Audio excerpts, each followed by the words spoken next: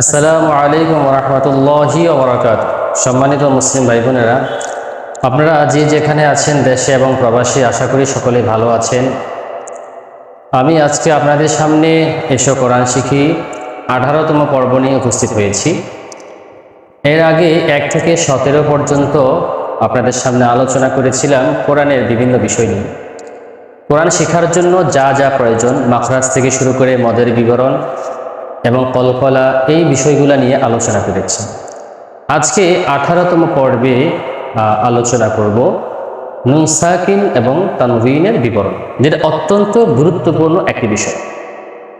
কোরআন তেলাওয়াত সহিশুদ্ধ করার জন্য নুন সাকিন এবং তানভিনের বিবরণ এটা একটা গুরুত্বপূর্ণ ভূমিকা বহন করে। তো আজকে আমি এই পর্বে এই বিষয়ে আপনাদের সামনে আলোচনা করব। আমার আলোচনাটি আপনারা শুরু থেকে শেষ পর্যন্ত দেখবেন। আমাদের চ্যানেলটি সাবস্ক্রাইব করে দিবেন, শেয়ার করে দিবেন ভিডিওটা। ইসলাম প্রচারে আপনারা সহযোগিতা করবেন আমার।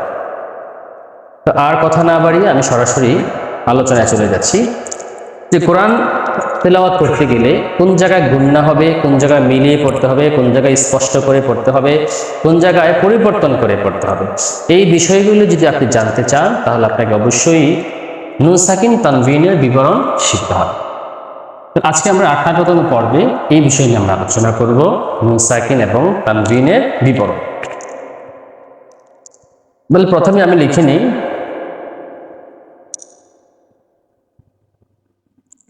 প্রথমে লিখলাম নুন সাকিন ও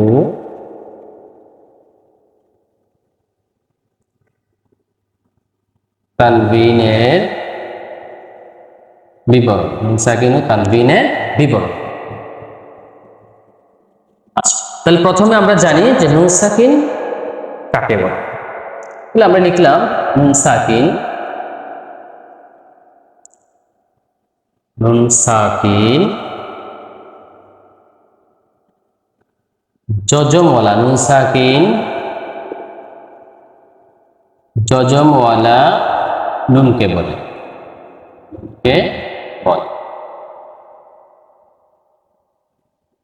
মানে মূল কথা হচ্ছে নুন সাকিন জজমওয়ালা নুনকে বলে, মানে নুনের উপরে যদি জজম হয়, নুনের উপরে যদি জজম হয় এটা নুন সাকিন।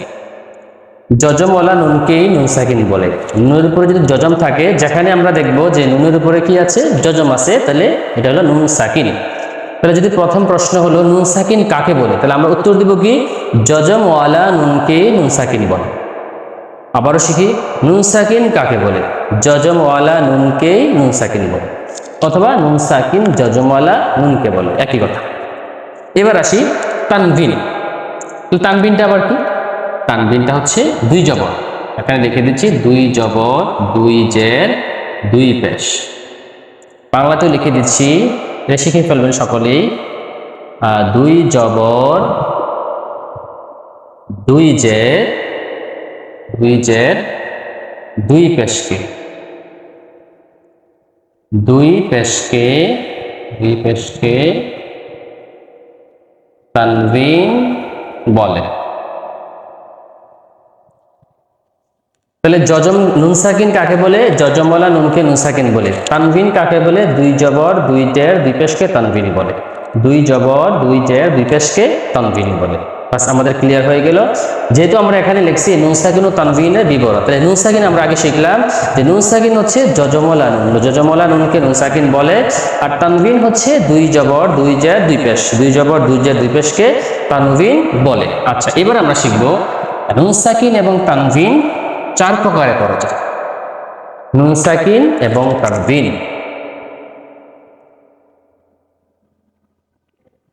তাহলে নুন সাকিন এবং তানভিন 4 প্রকারে করা যায়, অথবা নুন সাকিন এবং তানভিন হচ্ছে 4 প্রকার। নুন সাকিন তানভিন 4 প্রকার। 1 নাম্বার আসে আমরা, 1 নাম্বার হচ্ছে ইদগম, 1 নাম্বার হচ্ছে ইদগম, 2 নাম্বার হচ্ছে ইদগম ইজহার, 2 নাম্বার হচ্ছে ইজহার, 3 নাম্বার হচ্ছে ইকলাব, ইকলাব, আর 4 নাম্বার হচ্ছে ইখফা। তাহলে আমরা এগুলো ভালো করে মুখস্থ করে নিব যে নুন সাকিন এবং তানবিন 4 প্রকারে পড়া যায়। এই নুন সাকিন তানবিন কিন্তু অবশ্যই জানতে হবে। যদি আমি না জানি তাহলে কিন্তু কোরআন শরীফ শুদ্ধ হবে না। আমি কোন জায়গায় গুণনা করব, কোন জায়গায় মিলিয়ে পড়বো, কোন জায়গায় স্পষ্ট করে পড়বো, এগুলো আমি জানবো কিভাবে? এই নুন সাকিন তানবিনের বিবরণ যদি আমি শিখতে পারি। তাহলে আবার বলি, নুন সাকিন এবং তানবিন 4 প্রকারে পড়া যায়: ইদগাম, ইজহার, ইকলাব, ইখফা। আবার বলি, নুন সাকিন তানবিন 4 প্রকারে পড়া যায়: ইদগাম, ইজহার, ইকলাব, ইখফা। এগুলো বারবার পরে আমাকে মুখস্থ করতে হবে। আগে নামগুলি মুখস্থ করে ফেলবো যে ইদগাম, ইজহার, ইকলাব, ইখফা। আচ্ছা, তাহলে এবার আমরা কি করব? অর্থ সহকারে শিখবো যে ইদগাম। ইদগাম অর্থ হচ্ছে মিলিয়ে পড়া। আমরা অর্থগুলি শিখব।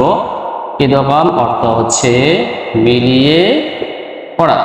2 নম্বর ইজহার। ইজহার অর্থ হচ্ছে স্পষ্ট করে পড়া, স্পষ্ট। ইজহার অর্থ স্পষ্ট করে পড়া, স্পষ্ট করে পড়া। ইকলাব অর্থ হচ্ছে পরিবর্তন করে পড়া। ইকলাব অর্থ হচ্ছে পরিবর্তন করে পড়া। তারপরে ইখফা। ইখফা হচ্ছে গোপন করা। ইখফা অর্থ হচ্ছে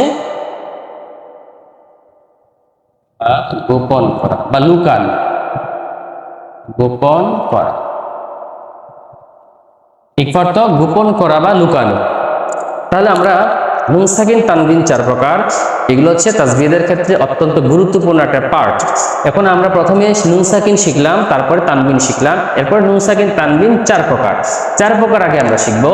4 প্রকার: ইদগাম, ইজহার, ইকলাব, ইখফা। ইদগাম, ইজহার, ইকলাব, ইখফা। প্রথমে আমরা এই নামগুলি শিখবো, 4টা নাম, যে ইদগাম, ইজহার, ইকলাব, ইখফা। এটা হচ্ছে 4 প্রকার। 4 প্রকার শিখার পরে তারপরে আমরা অর্থগুলো শিখব। আগে অর্থগুলি শিখলে যখন আমরা ইদগাম কাকে বলে, ইজহার কাকে বলে, ইকলাব কাকে বলে, ইখফা কাকে বলে, এই পর্বগুলিতে যখন আমরা যাব তখন এই অর্থগুলি আমাদের প্রয়োজন হবে। এজন্য আমরা অর্থগুলি আগে শিখব। তাহলে অর্থগুলি কি পেলাম? ইদগাম অর্থ হচ্ছে মিলিয়ে পড়া। ইদগাম অর্থ মিলিয়ে পড়া। ইজহার অর্থ স্পষ্ট করে পড়া। ইজহার মানে স্পষ্ট করে পড়া। তারপর ইকলাব হচ্ছে পরিবর্তন করে পড়া। ইকলাব মানে হচ্ছে পরিবর্তন করে পড়া। ইখফা মানে হচ্ছে গোপন করা অথবা লুকিয়ে পড়া বা লুকানো। তাহলে আমরা আবারও বলি, ইদগাম মিলিয়ে পড়া, ইজহার স্পষ্ট করে পড়া, ইকলাব পরিবর্তন করে পড়া, ইখফা অর্থ গোপন করা। তাহলে আজকে এখানেই শেষ। আমরা এই 4 প্রকার ভালো করে মুখস্থ করব, সাথে সাথে অর্থগুলি মুখস্থ করব। পরবর্তী পর্বে আমরা ইদগাম নিয়ে আলোচনা করব। ইদগাম কয় প্রকারে পড়া যায়, ইদগাম কাকে বলে এবং ইদগামের হরফগুলি কি কি, এর পরবর্তী আমরা আলোচনা করব। আজকে এই পর্বে এই পর্যন্তই। আপনারা সকলেই এই পর্বটি ভালো করে দেখবেন শুরু থেকে শেষ পর্যন্ত এবং ভালো করে এগুলো মুখস্থ করবেন। পরবর্তী পর্বে ভিডিওগুলি দেখলে আপনার জন্য অনেকটাই সহজ হয়ে যাবে। তো আল্লাহ তাআলা আমাদের সকলকে তৌফিক দান করুক, আমরা যেন সহিহ শুদ্ধভাবে কোরআন তেলাওয়াত শিখতে পারি। আর আপনারা যদি ভিডিও দেখেও আপনাদের বুঝতে কষ্ট হয়, ডেসক্রিপশনে আমাদের নাম্বার দেওয়া আছে, যোগাযোগ করবেন। বিশ্বের যে কোনো প্রান্ত থেকে যোগাযোগ করবেন, হোয়াটসঅ্যাপ মাধ্যমে অনলাইনে আমরা কোরআন শিক্ষা দিয়ে থাকি। আমাদের সাথে যোগাযোগ করবেন, ইনশাআল্লাহ আমরা আপনাকে সহিহ শুদ্ধভাবে কোরআন তেলাওয়াতের জন্য সর্বোচ্চ সহযোগিতা করব। মহিলা হোক, পুরুষ হোক, শিশু হোক, যে কোনো বয়সে যে কোনো পেশায় নিয়োজিত মানুষ আমাদের সাথে যোগাযোগ করবেন। ইনশাআল্লাহ সহিহ শুদ্ধভাবে কোরআন তেলাওয়াত করার জন্য আমরা আপনাদেরকে অনেক অনেক সহযোগিতা করব। তো আল্লাহ তাআলা আমাদের সকলকে সহিহ শুদ্ধভাবে কোরআন তেলাওয়াত করার তৌফিক দান করুক। আমিন। আসসালামু আলাইকুম ওয়া রাহমাতুল্লাহি ওয়া বারাকাতুহু।